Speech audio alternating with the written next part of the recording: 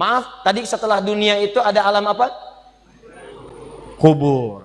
Sebelum pindah ke akhirat, pertengahannya ada alam kubur. Nih lihat sini nih. Kalau orang sudah selesai di alam ini, maka Allah wafatkan. Kullu nafsin dha'iqatul maut. Setiap yang punya jiwa akan kedatangan maut.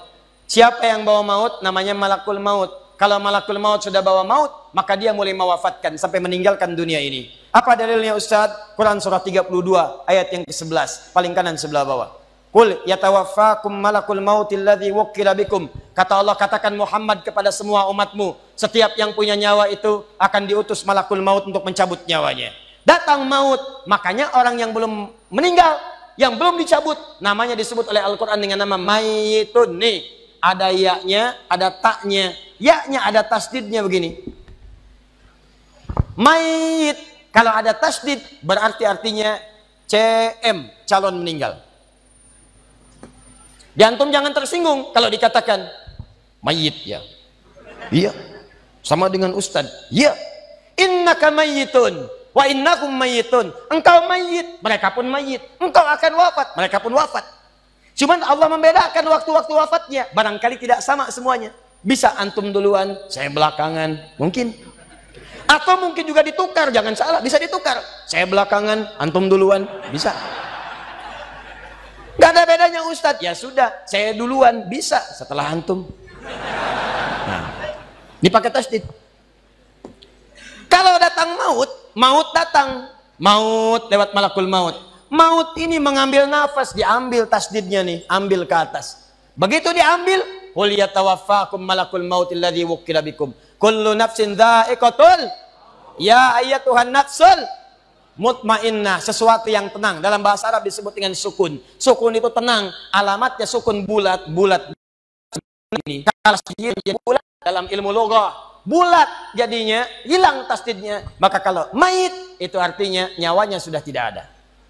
Mayitun masih ada nyawa, diambil malakul maut jadi mayitun. Nih alam kubur.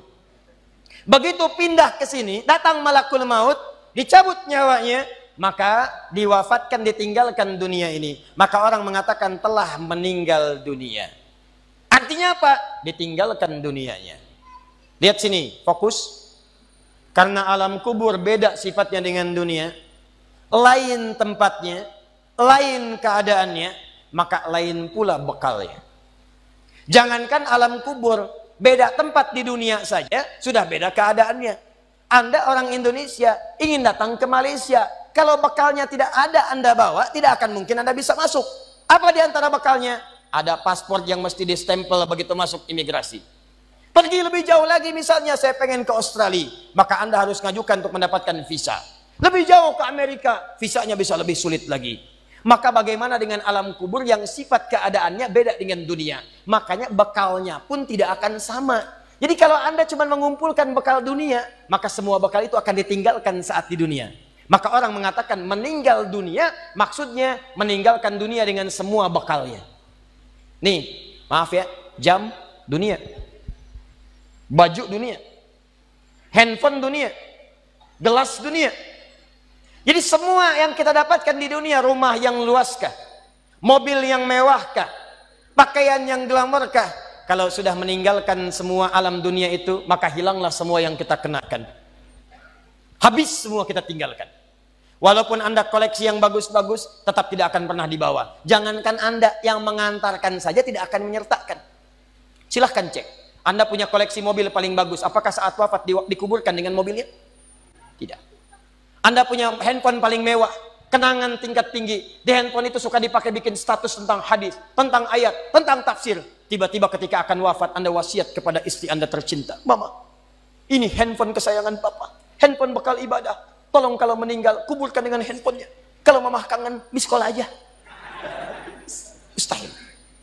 Tuh air, mereknya Bengkulu Fillah. Nikmat di dunia. Tapi apakah ketika masuk ke alam kubur dibawa? Tidak. Selesai. Maka bagian pertama, Anda mesti sadar, ini yang mau saya sampaikan. Dan dari sini, saya akan lebih fokus kepada apa yang ingin saya sampaikan. Kita mesti sadar teman-teman sekalian, pertama kata Allah kita akan wafat. antum akan meninggal. Wafat. Wafat. Wafat. Wafat. Jadi antum kalau melihat di cermin tuh, ngaca dulu, ngaca, tunjuk wajah antum, wafat. Kamu akan wafat. Ketika Anda sadar Anda akan wafat, meninggalkan dunia ini, maka Anda mesti paham, udah punya bekal belum untuk pulang? Udah punya persiapan belum? Jangan-jangan Anda sibuk menyalakan rumah dunia Anda.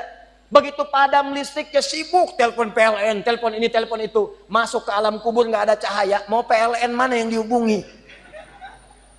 PLN yang datang malaikat mungkar.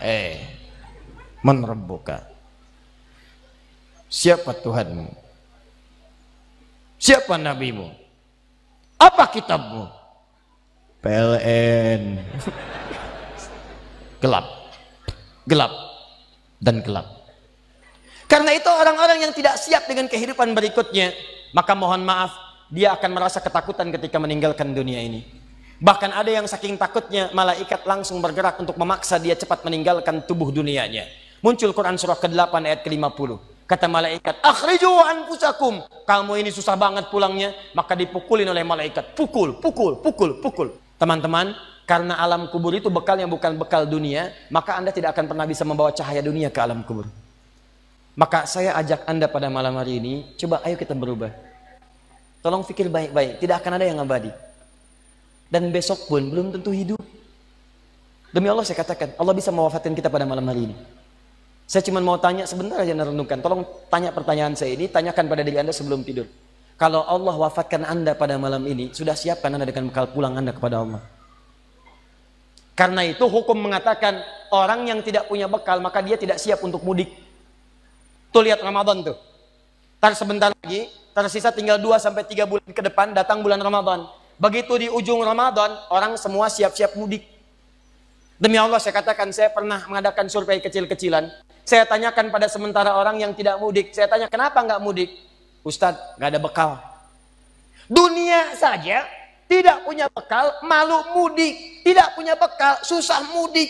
Tapi yang punya bekal, oh dia nyari sebanyak-banyaknya. Begitu sebelum berangkat, tiba waktunya raya, dia siapkan. Bahkan ada yang kemudian mencari motor terbaik. Motornya Honda bebek, bekalnya singa. Motornya bebek, bekalnya singa. Karena bekalnya lebih banyak dibandingkan dengan sifat kendaraannya. Kendaraan kecil, motornya modifikasi. Tambah lagi pelepah pisang. Tambah lagi dus 1. Tambah belakang yang lain lagi. Numpuk semua di belakangnya. Dituliskan kemudian tulisan, aku pulang sayang, jemput ya. Masya Allah. Luar biasa. Kenapa? Karena tahu dia punya bekal untuk pulang. Dan yang dikunjungi pun dihubungi terlebih dahulu. Aku mau pulang. Maka yang di sana menyiapkan segala perlengkapan untuk menyambut yang pulang. Silahkan cek. Begitu tahu akan ada yang pulang mudik, maka rumah dicet. Makanan diada-adakan. Semua dimunculkan. Bahkan yang tidak ada pun menjadi ada. Cuma setahun sekali. Luarnya kongwan, dalamnya rangginang.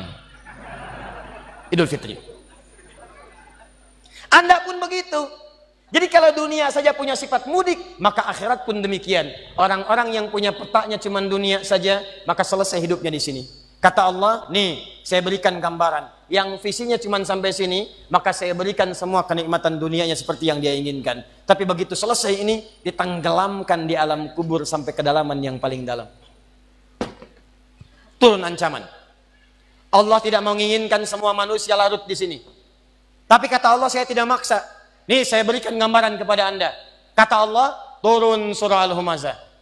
Wailul likulli humazatin alladzi jama'a malahu wa yahsabu anna malahu akhlada. Kata Allah, hei yang terlampau sibuk dengan dunia. Suaminya sibuk cari harta, hitung lagi, hitung lagi, hitung lagi.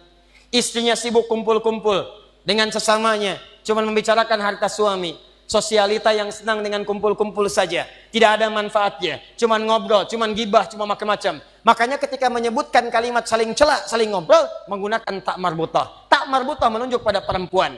Wailul likulli humazatil lumazah, pakai tak, sedangkan tak sifat menunjuk pada perempuan. Muslim laki-laki, kalau ingin jadikan perempuan tambah tak di ujungnya. Muslimah. Mukmin laki-laki, perempuan mukminah. soim laki-laki, perempuan. Wah, itu dia. Sesuatu yang kokoh, kuat, berwibawa, mantap, punya tenaga. Makanya tanda-tanda laki-laki pun beda. Punya kumis, laki-laki berkumis, perempuan tidak. Punya wibawa, punya kata-kata yang kuat. Makanya kalau ada laki-laki suaranya sedikit gemulai saja, itu akan kehilangan sifat wibawanya. Nama siapa? Nia. Oh. Nama? Nia. Nama lengkap? Kurniadi. Hilang.